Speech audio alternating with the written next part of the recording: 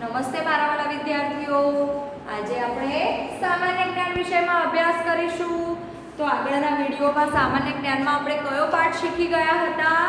પાઠ નંબર 22 જાહેર સ્થળો એના વિશે શીખ્યા હતા ને? Very good. તો જાહેર સ્થળો કયા કયા છે? Railway station, post office, bus stand, શાળા, દવાખાનું, ફાયર સ્ટેશન, આ બધા જાહેર સ્થળો વિશે આપણે થોડી માહિતી મેળવી હતી. તો યાદ છે બધાને? Very good. તો ચલો આજે તમે બધા સામાન્ય જ્ઞાનની ચોપડીમાં પાના નંબર 5 7 57 નંબરનું પેજ ખોલો. આવું પેજ ખુલશે. તો આજે આપણે શું શીખીશું? આજે આપણે પાઠ નંબર 23 રાષ્ટ્રીય પ્રતીકો વિશે શીખીશું. તો તમે બધા ધ્યાન આપજો. તો આપણા દેશનું નામ શું છે ખબર છે તમને? ભારત. આપણા દેશનું નામ ભારત છે. આપણો દેશ ખૂબ જ વિશાળ એટલે મોટો અને પ્રગતિશીલ છે અને આપણો દેશ ખેતી પ્રધાન છે. તો આપણા દેશમાં ઘણી બધી વસ્તુઓ જોવા મળે છે. તો આપણા દેશમાં અલગ અલગ જ્ઞાતિના લોકો રહે છે. પ્રાણીઓ હોય, પક્ષીઓ હોય, ફળ હોય, ફૂલ હોય, બરાબર? એવું ઘણું બધું આપણા દેશમાં છે. પણ આટલું બધું હોવા છતાં, જેમ કે ફળો છે કે ફૂલ છે, પક્ષી છે, પ્રાણી છે, એ બધામાંથી કોઈ એકને ખાસ ચિહ્ન તરીકે નક્કી કરવામાં આવેલા છે. કે ફળો તો ઘણા બધા છે પણ ફળોમાંથી કોઈ પણ એક ફળ પસંદ કર્યું છે. કેવી રીતે? તો એક ખાસ નિશાની તરીકે, ખાસ ચિહ્ન તરીકે. એવી રીતે પ્રાણીમાં, ફૂલમાં, એ બધામાં એક ખાસ પસંદ કરવામાં આવ્યા છે. કેવી રીતે? તો ચિહ્ન કે નિશાની તરીકે એમને પસંદ કરવામાં આવ્યા છે. એને શું કહેવામાં આવે છે? એને રાષ્ટ્રીય પ્રતીક તરીકે ગણવામાં આવે છે. તો વિદ્યાર્થી મિત્રો, તમે તમારી ચોપડીમાં જોશો તો ખબર પડશે કે આ રાષ્ટ્રીય પ્રતીકો ઘણા બધા છે. જેમ કે ઘણા બધા ફૂલ હોય પણ દરેક ફૂલને રાષ્ટ્રીય પ્રતીક માનવામાં આવે નહીં.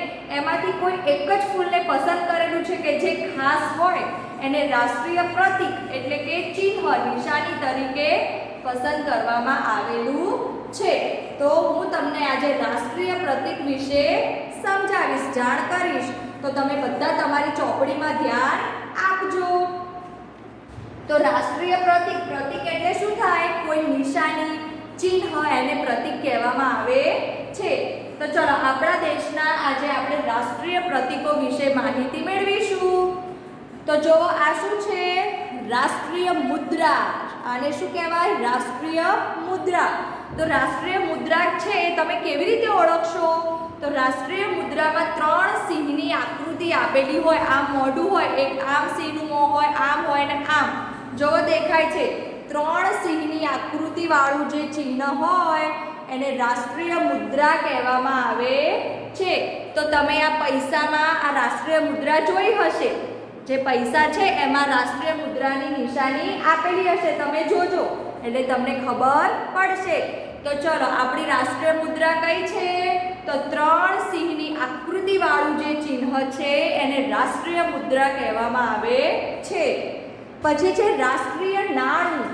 તો આપણા દેશનું રાષ્ટ્રીય નાણું કયું છે? રૂપિયો. જે પૈસા છે એ 1 રૂપિયાથી શરૂ થાય છે. 1 રૂપિયો, 2 રૂપિયા, 3 રૂપિયા, 4 રૂપિયા, એમ તમે કોઈ વસ્તુ લેવા જાઓ તો કહે છે ને આટલા રૂપિયા આપો. એ જે રૂપિયો કહીએ છીએ એ શું છે? આપણા દેશનું રાષ્ટ્રીય નાણું છે. ખબર પડી? પછી ચલો રાષ્ટ્રીય ફૂલ. કયું છે રાષ્ટ્રીય ફૂલ? કમળ. Very good. તો ફૂલો તો ઘણા બધા છે પણ કેમ બધા ફૂલોને રાષ્ટ્રીય પ્રતીક તરીકે નથી ગણ્યા? બરાબર, કોઈ એક જ ફૂલને પસંદ કર્યું છે. એ કયું ફૂલ છે? કમળ. કમળ એ આપણું રાષ્ટ્રીય ફૂલ છે. પછી રાષ્ટ્રીય ફળ કયું છે?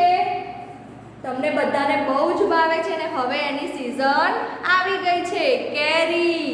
અને કેરીને બીજું શું કહેવામાં આવે છે? ફળોનો રાજા. આટલા બધા ફળ છે પણ કેરીને જ કેમ ફળોનો રાજા કહેવામાં આવ્યો? એટલે આ બધા ફળમાંથી કેરીને રાષ્ટ્રીય પ્રતીક એટલે રાષ્ટ્રીય ફળ તરીકે પસંદ કરેલું છે. તો આપણું રાષ્ટ્રીય ફળ કયું છે? કેરી. પછી રાષ્ટ્રીય પ્રાણી, તો ચલો આપણા દેશનું રાષ્ટ્રીય પ્રાણી કયું છે? વાઘ. જોયું તમે? તમારે બધાએ બુકમાં જોવાનું છે. પછી રાષ્ટ્રીય ધ્વજ, રાષ્ટ્રધ્વજ કયો છે આપણો? ત્રિરંગો. જે ઝંડો કહીએ છીએ ને ત્રિરંગો, એ આપણો રાષ્ટ્રધ્વજ છે. તો ત્રિરંગો કેટલા રંગનો હોય? 3 રંગનો, કેસરી, સફેદ, લીલો. અને વચ્ચે શું આપેલું હોય? અશોક ચક્ર. ખબર પડી? Very good. પછી રાષ્ટ્રીય પક્ષી કયું છે? મોર. ખબર પડી? પછી રાષ્ટ્રીય વૃક્ષ આપેલું છે, તો આપણું રાષ્ટ્રીય વૃક્ષ કયું? વડ. પછી રાષ્ટ્રીય રમત કઈ? હોકી. આ જે બધી ગેમો છે ને એમાંથી જે હોકીની રમત છે એ રાષ્ટ્રીય રમત તરીકે ઓળખવામાં આવે છે. પછી રાષ્ટ્રીય તહેવાર, રાષ્ટ્રીય તહેવાર કેટલા છે? 2. કયા કયા? તો 26મી જાન્યુઆરી અને 15મી ઓગસ્ટ. આ બંને રાષ્ટ્રીય તહેવારો છે. તો 26મી જાન્યુઆરીને પ્રજાસત્તાક દિન તરીકે ઓળખવામાં આવે છે કે એ દિવસે આપણા દેશની પ્રજાને સત્તા આપવામાં આવી હતી. ખબર પડી? અને 15મી ઓગસ્ટ એને સ્વાતંત્ર્ય દિન તરીકે ઓળખવામાં આવે છે. તો કેમ સ્વાતંત્ર્ય દિન તરીકે ઓળખવામાં આવે છે? કે એ દિવસે આઝાદી મળી હતી એટલા માટે. તો આપણા રાષ્ટ્રીય તહેવાર કયા કયા છે? 2. 26મી જાન્યુઆરી, 15મી ઓગસ્ટ. પછી આપણું રાષ્ટ્રગીત કયું છે? ખબર છે તમને? આપણું રાષ્ટ્રીય ગીત જન ગણ મન અધિનાયક જય હે, એ આપણું રાષ્ટ્રગીત છે. અહીંયા આખું આપેલું છે, તો તમારે શું કરવાનું છે? રાષ્ટ્રગીત ગાવાનું છે. અને રાષ્ટ્રગીત ગાતા આપણે કઈ સ્થિતિમાં ઊભું રહેવું પડે? સાવધાનની સ્થિતિમાં. એમ રાષ્ટ્રગીત ચાલતું હોય ત્યારે હલવું જોઈએ નહીં. તો તમને ખબર પડી આપણે રાષ્ટ્રીય પ્રતીકો વિશે? અલગ અલગ આપણા દેશમાં રાષ્ટ્રીય પ્રતીકો નક્કી કરવામાં આવેલા છે. તો ચલો ફરી એકવાર ધ્યાન આપી દો. રાષ્ટ્રીય મુદ્રા કઈ? તો 3 સિંહની આકૃતિ જે છે એ રાષ્ટ્રીય મુદ્રા કહેવાય. અને એની નીચે શું લખેલું હોય છે? સત્યમેવ જયતે. આ રાષ્ટ્રીય મુદ્રાની નીચે હંમેશા સત્યમેવ જયતે લખેલું હોય છે. પછી રાષ્ટ્રીય નાણું કયું? રૂપિયો. રાષ્ટ્રીય ફૂલ કયું? કમળ. રાષ્ટ્રીય ફળ કેરી. રાષ્ટ્રીય પ્રાણી વાઘ. રાષ્ટ્રધ્વજ કયો? ત્રિરંગો. રાષ્ટ્રીય પક્ષી કયું? મોર.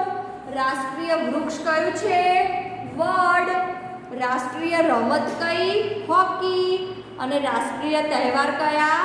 તો 26મી જાન્યુઆરી અને 15મી ઓગસ્ટ. આ બંને રાષ્ટ્રીય તહેવારો છે. અને રાષ્ટ્રગીત કયું? તો જન ગણ મન અધિનાયક જય હે, એ આપણું રાષ્ટ્રગીત છે. તો વિદ્યાર્થી મિત્રો, તમને આ આપણા રાષ્ટ્રીય પ્રતીકોમાં ખબર પડી? Very good. હવે જુઓ, આપણે શીખ્યા એમાંથી પ્રવૃત્તિ આપેલી છે કે આપણા રાષ્ટ્રીય પ્રતીકો ફરતે ગોળ કરો. આ ચિત્રો આપેલા છે એમાંથી જે આપણા દેશના રાષ્ટ્રીય પ્રતીકો હોય એના પર ગોળ કરવાનું છે. તો ચલો, મોરનું ચિત્ર છે. મોર આપણા દેશનું રાષ્ટ્રીય પ્રતીક છે? હા. કયું? તો રાષ્ટ્રીય પક્ષી. તો જો ગોળ કરેલું છે. સિંહ. સિંહ છે રાષ્ટ્રીય પ્રતીક આપણા દેશનું? ના. તો એ કંઈ કરવાનું નથી. પછી કમળ. તો કમળ આપણા દેશનું રાષ્ટ્રીય પ્રતીક છે? હા. કયું? તો કમળ રાષ્ટ્રીય ફૂલ તરીકે ઓળખાય છે. તો આપણે કમળ ઉપર ગોળ કરી દઈશું. પછી ક્રિકેટ. તો ક્રિકેટ રાષ્ટ્રીય પ્રતીકમાં આવે? ના આવે. પછી ગુલાબનું ફૂલ છે. તો ગુલાબનું ફૂલ રાષ્ટ્રીય પ્રતીકમાં આવે? ના આવે. પછી કુકડો. કુકડો રાષ્ટ્રીય પ્રતીકમાં આવે? ના આવે. તો અહીંયા કંઈ કરવાનું નથી. પછી આ હોકીની રમત છે. તો હોકીની ગેમ જે છે એ રાષ્ટ્રીય પ્રતીકમાં આવે? Very good. કયું પ્રતીક છે હોકી? રાષ્ટ્રીય રમત તરીકે હોકીને પસંદ કરવામાં આવી છે. તો એના ઉપર આપણે ગોળ કરી દઈશું. પછી આ 3C ની આકૃતિવાળું નિશાન જે છે એને આપણે કઈ રીતે ઓળખીએ છીએ? રાષ્ટ્રીય મુદ્રા તરીકે. Very good. તો એના ઉપર પણ આપણે ગોળ કરી દઈશું. પછી આ ધજા એ રાષ્ટ્રીય પ્રતીકમાં આવે ના આવે?